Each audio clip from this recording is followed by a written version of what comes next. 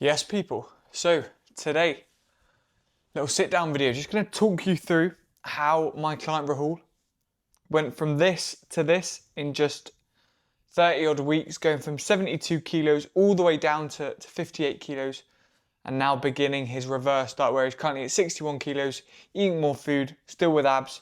And I'm just going to basically explain the transformation, how we went through the process. So with all my clients, we always start with a thorough consultation where we basically go through everything. Now, if I actually pull up Rahul's initial consult form that I have here, 42, running his own business over in India, managing hostels. So travel was a big obstacle that we had to overcome. He started with me at 72 kilos. However, for some context, 2 years prior, he was 93 kilos. So I already knew, right, he lost 20 kilos, but he'd stalled. He wasn't able to get lower than that. He thought, right, that's the lowest I can go. And then that's why he reached out for help, because he saw some of the transformation on my page and he realized, right, there's something going wrong here because other people are getting shredded. Why can't I? And that's exactly what we then went on to do. So he hadn't trained as well for 4 months. So he was familiar with the gym, but I knew that was something that we were going to definitely be able to improve. And that's very important. Training is one of the main factors in achieving a transformation. Yes, we want to lose weight, but we want to build muscle. It's all well and good stripping off 10, 15 kilos, but if you just look skinny at the end, it's sort of worthless, right? We want to build muscle during that phase. So a big thing was going to be in reintroducing training and making sure we're in a calorie deficit to get him losing weight, because obviously he had maintained and plateaued. So one of his biggest obstacles that he said in the consultation was his ability to find a plan that he could consistently stick to while managing travel and just being basically unsure what to eat, lacking that clarity of what foods he should be eating, when he should be eating, and how much of the foods he should be eating to make sure that he could lose weight. Because obviously he'd already lost a lot of weight, but then he just hit a wall. So a common issue that I know with a lot of my clients, and one that was with Rahul, was that he was skipping meals, eating less frequently but higher calorie dense meals, which was basically putting him to a maintenance / a slight surplus. So we basically wanted to restructure his eating habits based on foods that he enjoyed eating, that he could prep easily. So again as well, he was emotionally attached to scale weight. He wasn't seeing it go down, which was leading him to go into an all or nothing mindset, in terms of he would be all in for periods of time where he'd be dialed in, lose a bit of weight, and then he wouldn't see the scale weight drop, and in frustration he would go into a binge cycle, which would go back to stage one. So he was just going through this sort of cycle, going from anywhere from 72, 75 kilo, hovering around that, and he didn't believe he could actually get shredded. So the initial foundations that we set in were, right, let's get back into training. So we set a simple target. Again, most people have that all or nothing mindset. I just wanted him to get into the gym. So we just started with 4 sessions a week, which he was happy to commit to. I would have been happy with 3, but he was very eager to get back into the gym. So we basically ran a posterior anterior split. So we'd have a day focused, we'd run anterior 1, posterior 1, rest, anterior 2, posterior 2. Now, posterior sessions involves quadriceps, chest, triceps, shoulders. A posterior, it was glutes, hamstrings, back and biceps. So we basically ran that split. Again, designing the plan based on the gym he was training, which was very well equipped. So one big thing, like we said from the beginning, was improving his training. So he invested in a tripod, which again is not always necessary. Again, a lot of my clients are just putting water bottles up on the floor, filming themselves, but he got a tripod because he's committed. He wanted to get good results, and he was filming his sets, and he was sending me over them via WhatsApp. I was giving him feedback, and we drastically improved his training from week 1. And that allowed us to go through this crazy recomp that you see where he's built a load of muscle. So again, we focused on improving his form, improving his range of motion, his tempo with his training. Once that was dialed in, which happened within a matter of weeks, so it really went from a beginner to quite an advanced lifter. We fast-tracked his progress very quickly, despite having lifted for many years before that. And then we really focused on progressive overload. Each week we want to be trying to lift more weight or do more reps. If we do that, while stripping off body fat, while losing weight, we know we're maintaining the muscle / potentially building muscle, due to the fact that we're then also increasing his protein intake. So with regards to his food, it was simple. I don't want to overcomplicate it. He never really tracked his calories, so I just got him starting to weighing out his portions, right? So we were doing portion control, following some sort of meal plan template where we gave him options and alternatives based on whether he was at home and he could cook, or whether we had to bring meal preps and eat things more on the go. But again, weighing out foods, or telling him, right, this lunch I want it to be 500 calories. If you're out on the go, when you go to a shop, try and estimate the calories or look in the macronutrients on the back of the packet and try and stick within the calories. And again, it's not about going 0 to 100. It's about just setting good habits. Right, we're eating 3 meals a day. We're having a little snack before bed. Those 3 meals, we're aiming for 500 calories. These are good options that we can have. And initially, if you just do that, body weight is going to start coming down nicely, especially if you get back into your training, hitting 10,000 steps every single day, which he was doing, and then slowly tailoring cardio.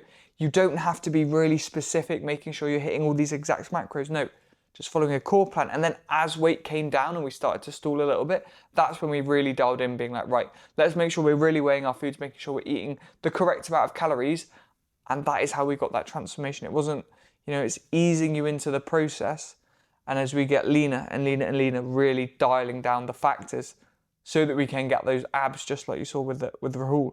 So again, not putting loads of restrictions on himself, making something repeatable that he can stick to, that he's going to enjoy, and just getting early wins. Seeing the first few kilos come off, get that body weight down, feeling leaner, feeling more energized, stronger in the gym, noticing more muscle, more definition. And if we can get them early wins in the first 1-2 months, I knew, right, I've got him now. He's seen that he knows he can get the result. It's just going to take time. And that's exactly what it did. It took 4.5 months, I think, for us to lose that 14 kilos to get those abs. But he absolutely nailed it. And then we reversed out. So again, this is where I want to emphasize as well the importance of being consistent over just chasing pure perfection. So he had many occasions where he went to Dubai, for example. He went to his visited his hometown, traveling to cities all over the place. So I was trying to say, right, let's just try and be consistent versus being perfect. Again, if you go and watch the interview that I did with him, he explains this great. He was like, right, he would go back and visit his old town, and yeah, he might put a little bit of weight on, but he wouldn't blow all the progress out the window. And then as soon as he was back on plan, bang, straight back to it, putting himself in a nice deficit, losing weight. So yes, you're obviously going to have these times during transformation where you eat off plan, you have a social event, but it's about managing it and not throwing all your toys out the pram and, eating loads of food and gaining loads of extra weight. It's putting protocols in place so you can enjoy that time away. For example, when he went to Dubai, he had a little apartment gym. So we still got him training, designing a plan based on that gym, looked to still get 10,000 steps, get a bit of cardio in, and we would just fast in the morning, and then he could enjoy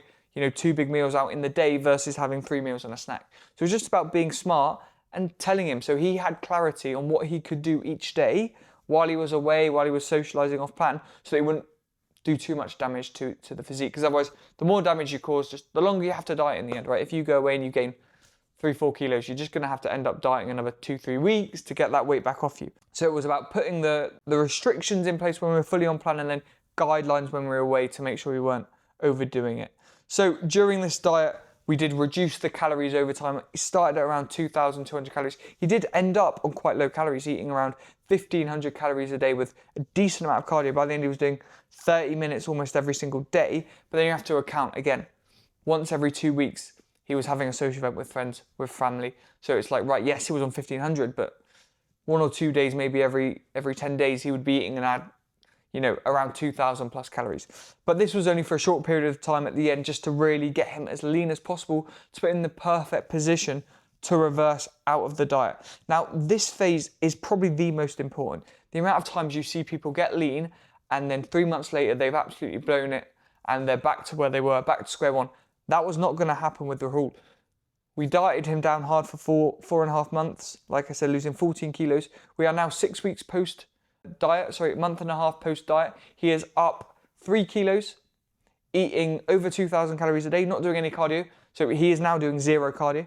So before, again, at the end of that diet, he was doing 30-45 minutes most days. Now he's doing 0 cardio. Steps, we don't even track. He does like 8,000 every single day, eating over 2,000 calories. Again, those calories we're giving him, he's hitting around 140 grams of protein and then distributing the rest between fats and carbs, eating 3 big meals a day with a nice snack. If you watch the interview that I did with him, once again, he says he's now feeling full, right? So he is happy not to increase his food, but I'm making him now increase his food because we want him to get his food up. Like 2,000 calories relative isn't that high, and we want to put him in a position where he's building as much muscle as possible and got the energy, but he wants to keep the abs. So that's why we're doing it very slowly now. There's no need to push body weight up. We just want to get him training hard, managing, enjoying. He can now enjoy social events way easier because he's got way more food and he's still got his abs. So this is how we keep results and and don't get that horrible rebound that you see so often. So credit to him, and that just came from good communication. So almost that reverse diet is just as important. Checking in every single day with Rahul, right? How are we feeling? How's hunger levels? How was body weight? How's performance in the gym? If his body weight wasn't going up, which it wasn't, we were just increasing his calories, every 3-4 days, adding in an extra 100 odd calories. Here's an extra apple. Here's, 50 grams extra carbs from rice and things like that. Making those subtle changes very slowly, managing the feedback that he gave me allowed us to reverse out perfectly, not going and binging out.